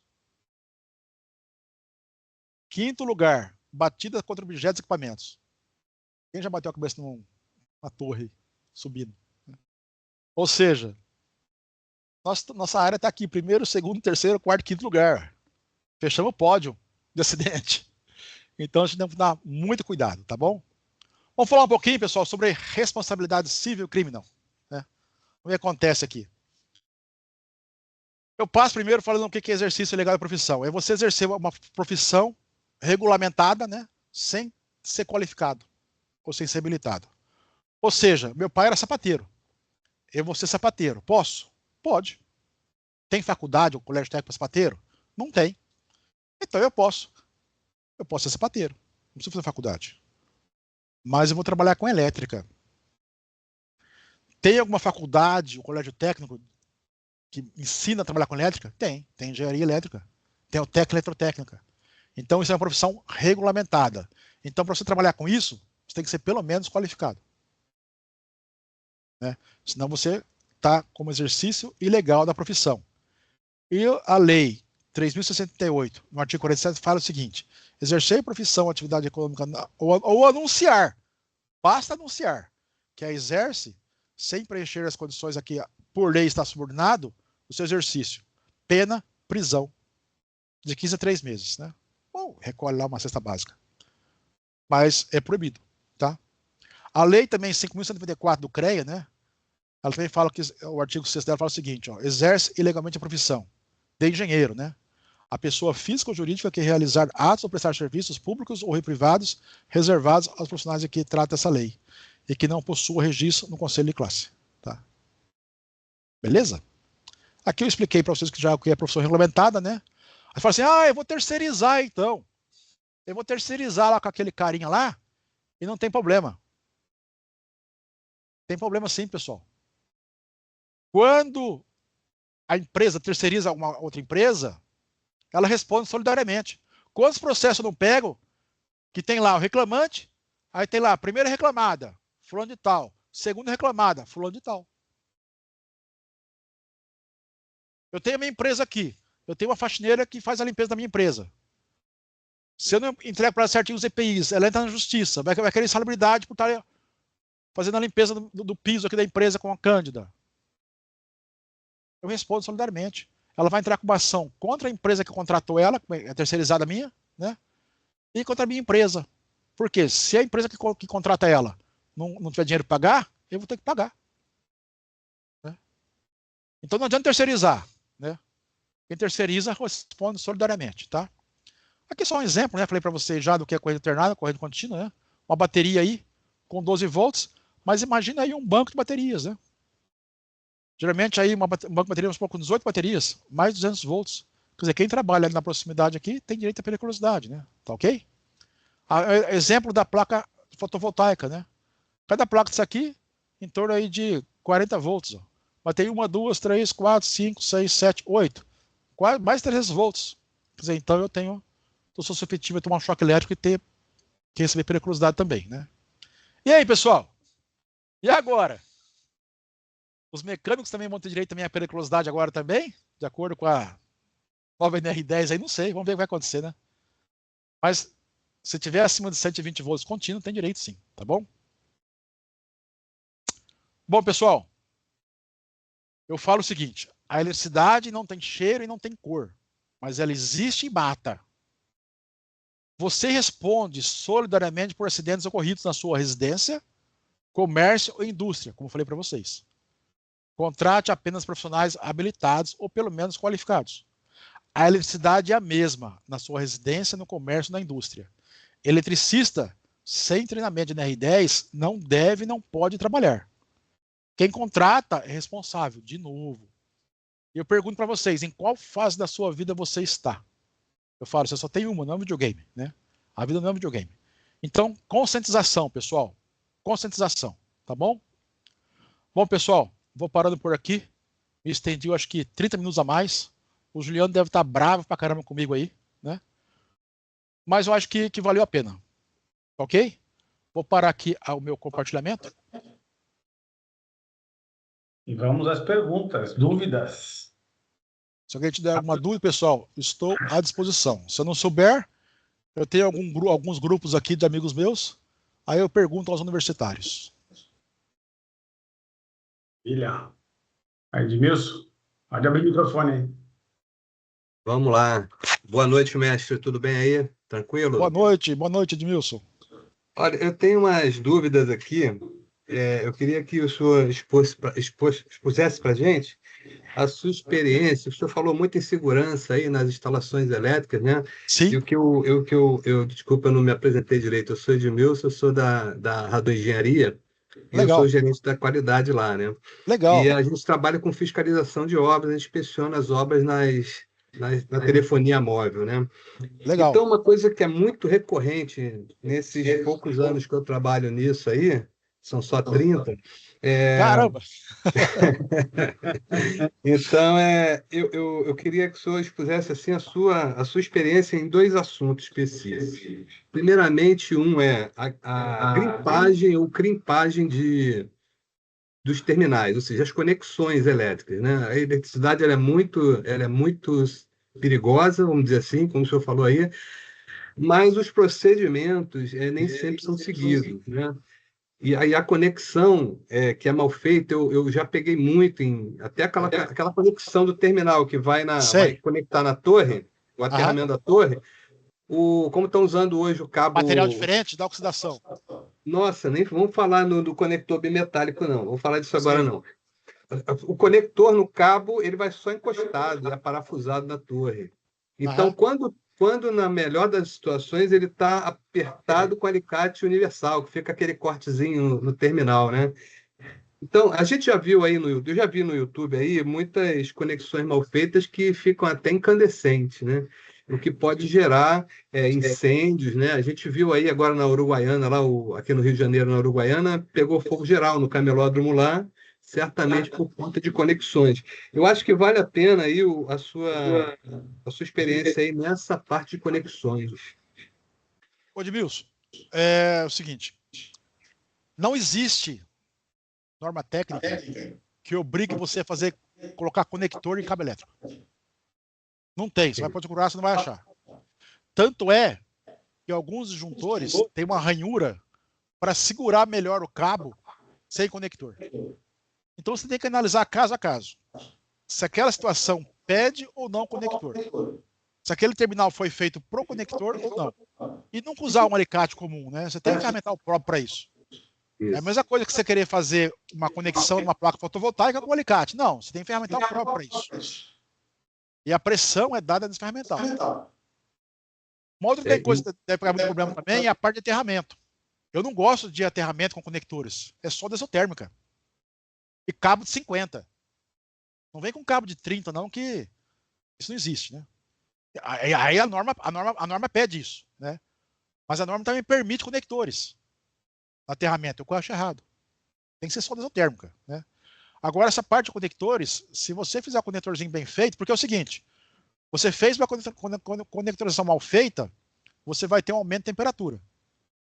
E quando aumenta a temperatura, aumenta a resistência, a passagem de corrente. E isso vira um ciclo. Quer dizer, naquele ponto vai haver uma ruptura por corrente. E vai ficar incandescente mesmo. Já peguei vários casos desses. É isso então, aí. É muito importante você fazer realmente a conectorização, selar legal. Muitas vezes a gente usa a fita, não é fita isolante, é a fita, caramba, Autofusão. Fita de autofusão, né? É isso aí, é você tentar realmente a parte do o que o conector pede. Ver o manual do conector e ver o que ele pede. Perfeito, perfeito. E outra coisa também é que eu tenho dúvida, né? Essa é uma dúvida geral que eu tenho, que eu acredito que a evolução dos carros elétricos, né? Ela está muito restrita ao descarte das baterias, eu Com acredito. Essa é a certeza. opinião minha, né? Eu também. Eu tenho uma dúvida que é quanto ao material que são fabricadas as células fotovoltaicas. Qual seria o tratamento do resíduo, como essa que o senhor citou aí, que quebrou, né, que estragou? Para onde Aham. joga no lixo? Como é que é o tratamento disso? O problema é esse, né? A gente está instalando muita coisa hoje e a gente não tem conhecimento futuro sobre isso, né? Sabe, ele vai jogar fora, né? Inclusive, Edmilson, eu vou fazer uma palestra sobre carros elétricos no CREA, eu acho que na quinta-feira, depois do Carnaval. E essa palestra é gratuita também, né? Opa, legal. Depois eu posso passar o link para o Juliano. Se vocês quiserem assistir, está à disposição, né? Quer falar? Obrigado. Passa os links, inclusive depois até você me passa a apresentação para eu compartilhar com a turma, que já me pediram. Eu te mando. Quero essa apresentação aí. Eu te Tá mando, bom? mando sim. Tá bom. Então, Edmilson, o descarte, tanto não é somente descarte, né? Também é a produção disso, né? Até que ponto isso é uma coisa ecológica e ambiental, né? Porque Que materiais são feitos, né? para você produzir uma placa fotovoltaica, quanto você gasta energia para isso também? Uhum. Até hoje ninguém fala nisso, né? Não fala, só não comenta, Edmilson.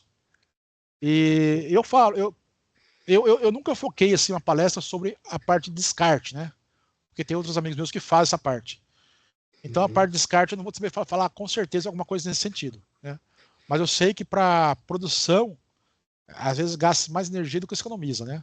Com aquela produção daquela placa ao longo dos anos. É uma coisa meio, como é que eu vou falar? É uma coisa meio dualidade, né? Exato. É um negócio complicado mesmo. Realmente eu tenho dúvidas. Então, quando aparece um mestre aí, eu tenho que perguntar, né, Juliano? Uma curiosidade agora para a parte fotovoltaica são as baterias, né? A Isso. USP agora desenvolveu um cimento que ele atua como bateria. Então Olha a própria estrutura, né, isso aí eu falo no curso fotovoltaico.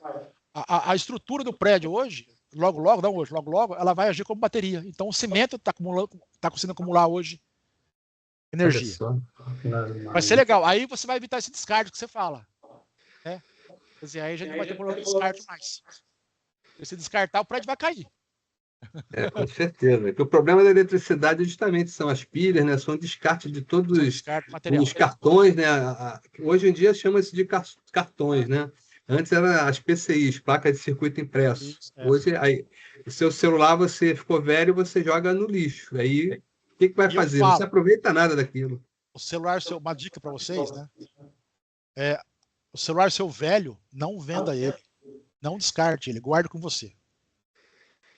Eu tenho alguns aqui comigo. Se você entregar na mão de um perito que faz perícia nessa área, dá para recuperar as coisas suas do celular, mesmo que você zerou ele. Teve uma reportagem recentemente agora da Sistema iOS, que estava aparecendo fotos, né, de pessoas aí no celular, de quem comprou celular usado. Né? Não se apaga as coisas, né? Ela simplesmente se desloca. Entendi. Legal. Dias mesmo, minha esposa pediu uma foto, falou: você tá aquela foto do negócio que a gente foi em agosto do ano passado. Eu já tinha apagado um tempão. Eu falei, ela. Fomos em agosto, aí em dezembro ela pediu essas fotos, eu mandei para ela, aí eu apaguei, uma coisa assim, e nunca mais vi as fotos. Aí ela veio pedir, falei, deixa eu dar uma olhada aqui. Aí instalei um programinha, 2 palitos, e já puxou tudo. Desde que eu ativei o celular, desde fevereiro do ano passado, que é o celular da empresa, né? Eu entrei em fevereiro do ano passado, então tudo que eu tirei de foto de fevereiro para cá, a única coisa que ele fez foi cair a qualidade, não era mais com alta qualidade. Mas e o nome some. Todas as fotos. Deus do céu. A única coisa que eu tinha que fazer era assistir um vídeo lá de propaganda e ele disponibilizava a foto para mim. Eu falei, olha só. Então, e eu estava falando de carro, né? Resíduo. Eu acho interessante esse negócio aí, porque a gente tem essa onda dos carros elétricos, né? Não, é mais ecológico, mas esses dias eu assisti também um documentário que ela falava isso, tipo, 70%, 80% dos componentes do carro vêm do petróleo. Então, ele é elétrico agora que está pronto para rodar, ele só não usa agora um combustível fóssil. Mas ele usou combustível para ser produzido? Sim, tudo, para trazer ele até onde você está, tudo foi fóssil, né? Então, é lógico, a curto prazo, né? Pegando o ciclo de vida do carro, agora ele tem uma pegada alta, porque ele gastou muito, mas conforme o tempo passa, né, se ele não bater o carro nem nada, não precisa trocar peça, lógico que isso vai a tendência a diminuir, né, comparando com um carro comum que ainda continua usando combustível fóssil.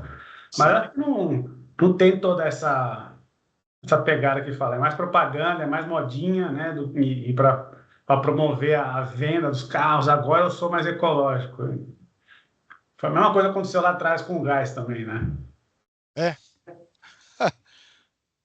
Nem todos usam gás no carro hoje em dia, né?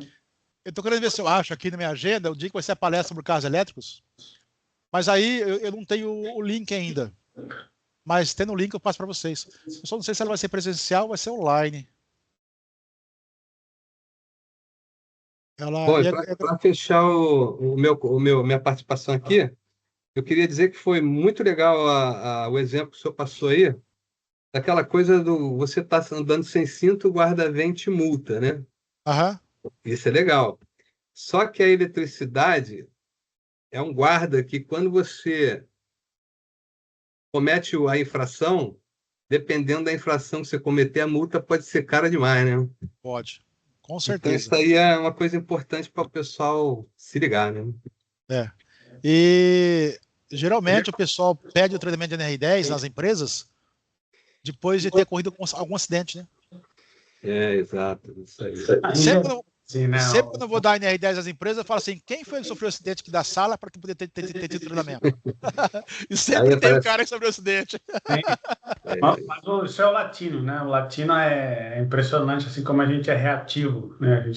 E isso é para tudo, né? Não é só no trabalho, né? O povo não faz manutenção no próprio carro porque, quando furar o pneu eu vejo, quando sair fumaça do motor eu vejo. Não vou fazer revisão periódica porque tem custo e eu não estou com grana para isso.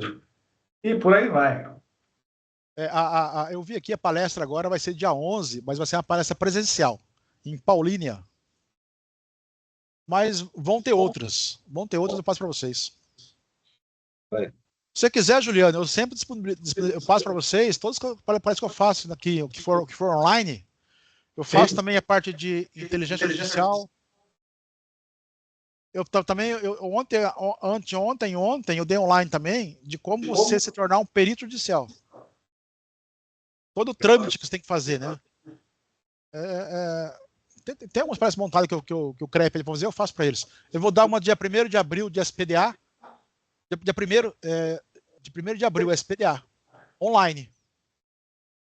Aí eu passo para vocês. Vai ser dia 1 e dia 2. Vai ser em Santana do Parnaíba, mas vai ser online também. Legal. Bom, o que tiver aí de material e de coisa que a gente puder compartilhar, de eventos e tal, a ideia desse fórum aqui também é isso, né? A gente trazer conforme a gente vai falando daqueles temas que a gente programou, apareceu coisa que a gente possa continuar aprendendo aqui. Eu conheço a maioria do pessoal que está aqui conectado, a maioria aqui tem fome de aprender alguma coisa. Então, se der, tem um negócio ali, lê esse artigo aqui, passa esse vídeo. Então, que você também tiver aí, tem esse vídeo que é legal, que tem a ver com o que a gente conversou, tem um outro link, tem uma outra página. Se você tem uma página sua, compartilha tudo isso aí, que eu divulgo para o pessoal e a gente continua. É o jeito da gente continuar falando do que a gente acabou de escutar aí na tua apresentação, que foi show de bola. Legal, Juliano, legal. Eu espero poder ter conseguido transmitir pelo menos um pouquinho de alguma coisa que eu sei para vocês, né? Eu tento fazer uma palestra assim. Eu falo, né? Tem muitas palestras e cursos no YouTube, o cara faz a palestra para vender um curso. Eu não, eu já gosto de falar o que eu sei mesmo, não tem essa de vender curso. Eu acho que conhecimento a gente transmite, né, e não perde, né?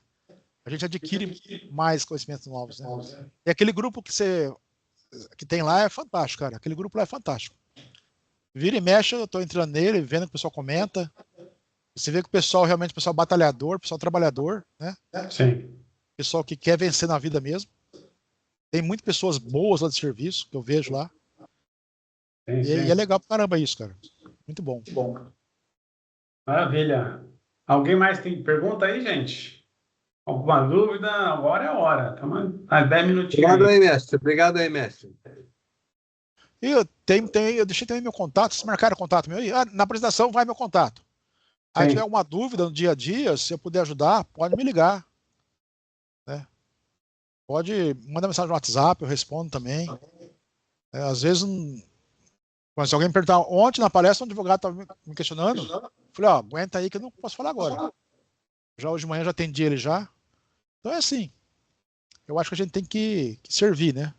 Porque eu falo que caixão não tem gaveta, né? Mas o que a gente faz aqui é aproveitar depois. Se Deus quiser. Com certeza. Sensacional. Bom, Carlos. Oi, Max. Carlos, também. Tô ouvindo. Tá saindo. Então, beleza. A minha dúvida é o seguinte: a gente, como técnico, né? A gente tanto trabalhando com DC, que hoje as baterias de lítio, elas já têm uma carga de 100 ampere-hora, tanto as baterias de lítio, quanto às vezes a gente trabalha diretamente com 220, 380, porque a gente trabalha com equipamento ativo. Por exemplo, numa central a gente não consegue desligar e a gente tem que alimentar, tem que estar mexendo nesse equipamento ativo. A pergunta é só o seguinte: caberia periculosidade ou não cabe periculosidade? Se você trabalha constantemente, se é habitual você estar lá trabalhando com baterias, né? Lembrando que não é amperagem, é a tensão, né? No caso, baterias, tensão contínua, acima de 120 volts contínuo, né? Lembrando que uma bateria geralmente tem em torno aí de 12 volts, né? Quer dizer, 10 baterias em série já daria, baterias automotivas, tá? Ou estacionária também, né? Já daria uma tensão aí acima de 120 volts. Já daria periculosidade, sim.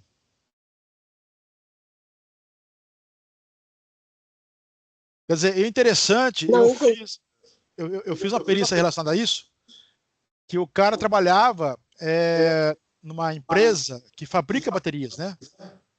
E para fazer a carga inicial da bateria, ele colocava 18 baterias em série, dando mais de 300 volts. E eu fiz 4 perícias nessa empresa. E eu peguei uma outra. E o advogado do reclamante depois me contratou para defender o reclamante nessa mesma empresa. E no processo já haviam 8 laudos de peritos diferentes não caracterizando a periculosidade para aquela situação de carga de 18 baterias em série. Porque ele estava alegando que o banco de baterias ele era primeiro conectado na máquina de recarga desligado, depois era feita a ligação.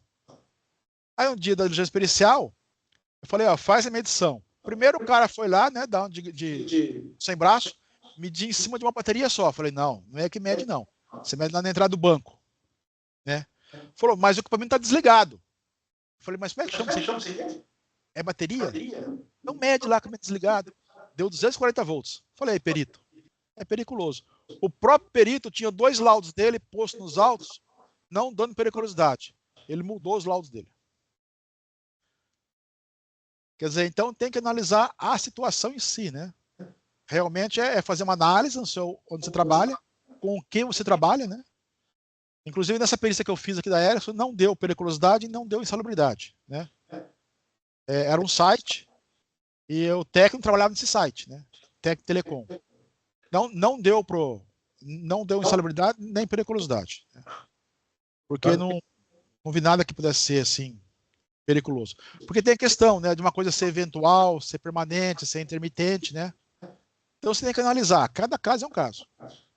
Mas tensão acima de 120 volts DC pode sim gerar periculosidade. Tem que analisar. Por isso que a gente estava conversando aqui um pouquinho na resenha, né, Carlos, antes de começar.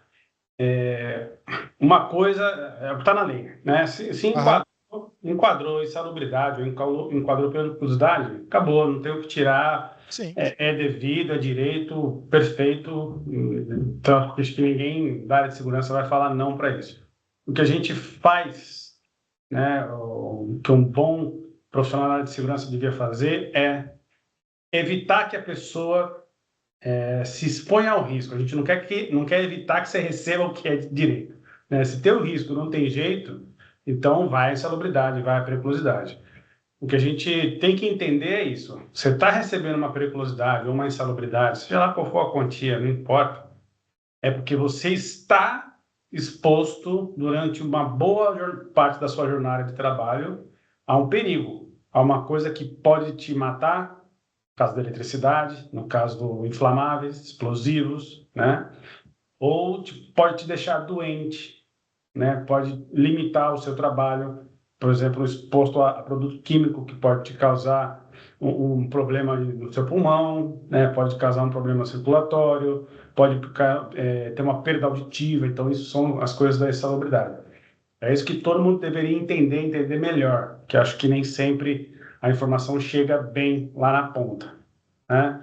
Então, assim, você está ganhando, isso não é um bônus, né? Isso não é PLR, isso não é 14º salário, tá? Mas é dinheirinho, claro, pô, todo mundo quer. Isso me ajuda. Eu também já ganhei periculosidade e foi muito bom na época, só que eu trabalhava numa bomba relógio, trabalhava numa empresa que um produto que a gente manipulava lá pegava fogo a 30 graus. Você imagina aqui no estado de São Paulo quantos dias do ano você tem 30 graus, né? Então, era um perigo 24 horas.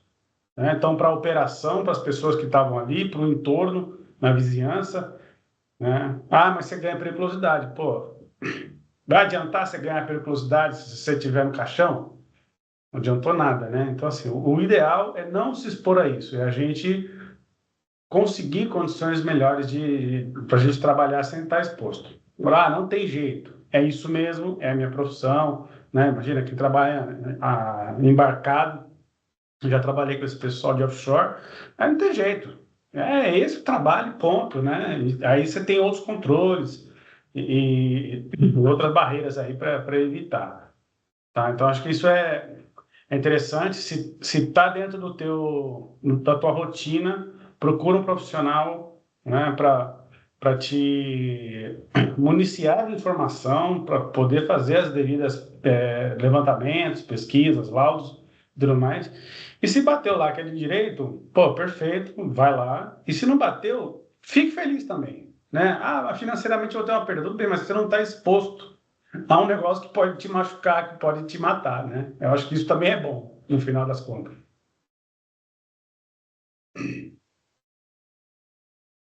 Certo?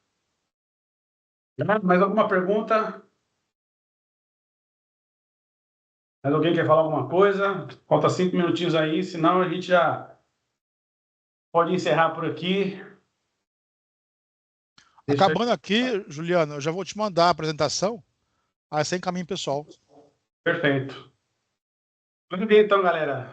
Ó, hoje tivemos uma turminha bacana aí, bastante interação. Eu agradeço aí. Quem participou, gente, a gente já tem aí uma agenda, né? Tá, já pus lá no grupo, tá no LinkedIn, Facebook.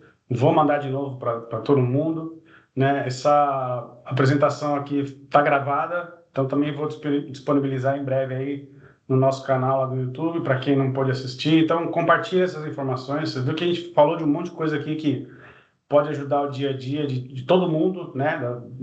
Das suas equipes, de quem não pôde participar. Então, tem um podcast que eu assisto que o rapaz fala lá, o entrevistador fala que é a corrente da boa informação. Então, vamos seguir. Tem coisa boa aqui nesse bate-papo. Aproveita para compartilhar. Tem muita gente que pode se beneficiar dessa informação que a gente falou hoje, né?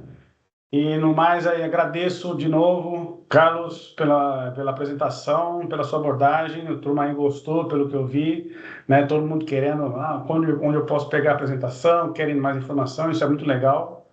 Quer dizer que foi boa, né? Entregamos o que a gente... Eu fico feliz.